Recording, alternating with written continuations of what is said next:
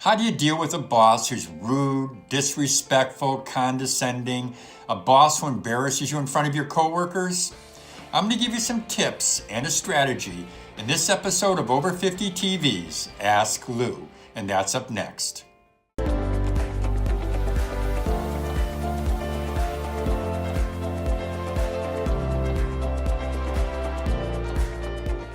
Hi, welcome to Over 50 TV, where we provide business and career advice to people over 50. My name is Lou Reyes. I'm your host. And I'm going to tell you a story I'm actually going to tell you about a meeting I had recently with a woman. And she asked to meet with me because she wanted to talk about her career. But when we got together, I found she actually just wanted to talk about her boss. And what I want to do first, though, is just give you a little bit of a backstory, some of the stuff that she told me about herself and about her career. She was working in another city. She currently works for a major retailer, and she was working for the retailer when she was in another location. She was offered an opportunity to move, to go to a larger store, which she saw as a great career move. But she ran into a problem when she moved. She took the opportunity excited, but didn't know, and really could not have foreseen what was going to happen. So she moves to this other city.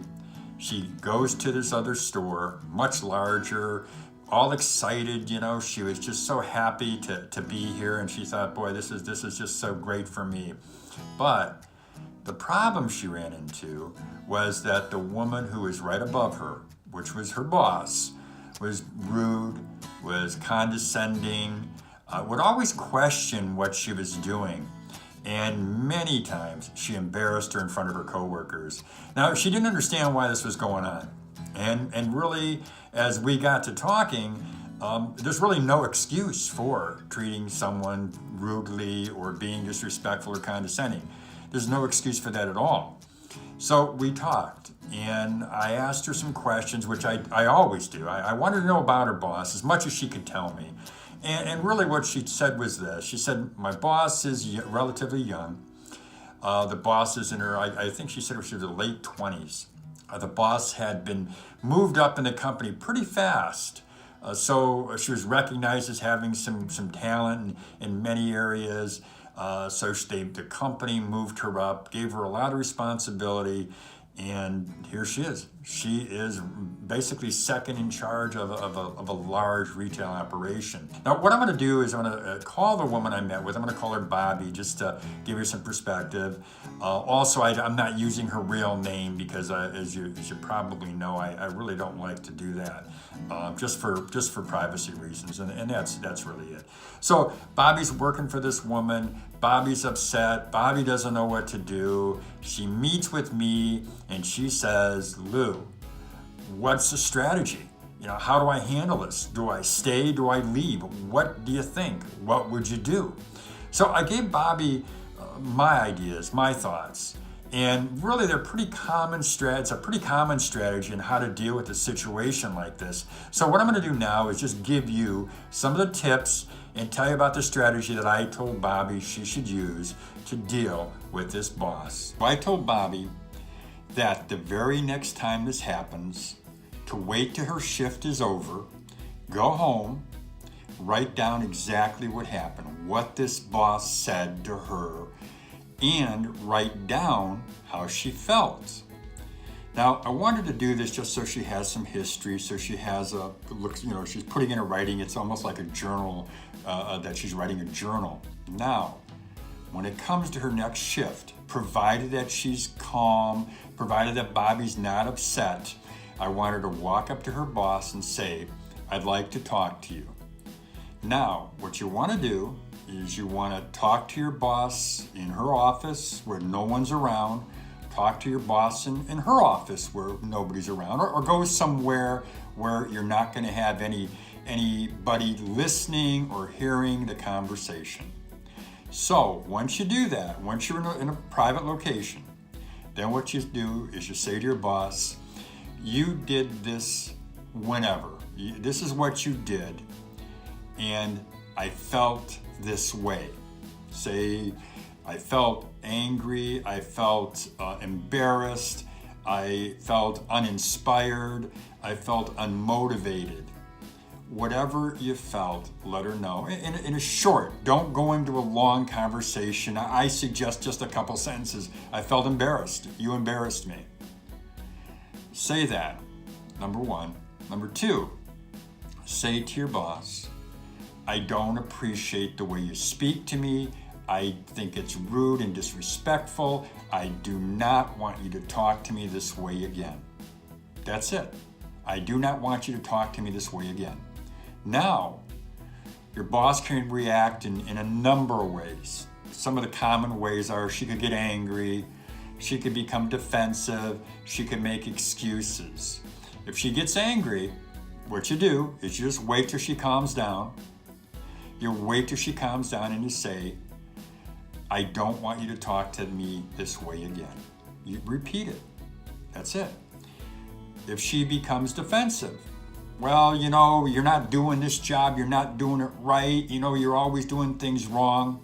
Say, please let me know what I can do better, and I will make every effort to accommodate you to do a better job if you feel that way.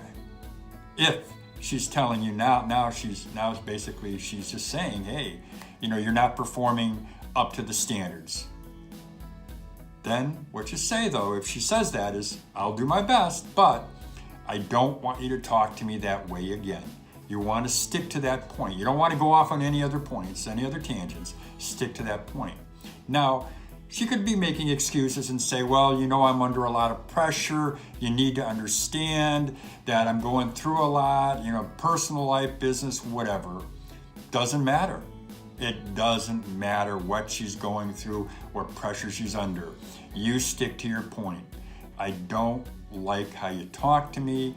Do not talk to me this way again. You need to be strong. You need to stand up to her, because I'm going to tell you the consequence of not standing up to her, of being embarrassed in front of employees, is that you're going to be perceived as weak. Your employees aren't going to be respecting you because they're going to see that your boss, your immediate boss, doesn't respect you. So they're going to think in their heads, why should I? So you don't want that. No, not at all. So you need to stick to the point. I do not want you speaking to me this way again. And again, she could become angry. She could be making excuses. She could do a number of things or say a number of things. But all that matters is you don't want her to speak to you this way again. Now, if she walks away, if she storms away and doesn't say anything, that's a problem because this isn't resolved. If she becomes angry and after her anger outburst, this isn't resolved, that's a problem. If she makes excuses and this is not resolved, that is a problem.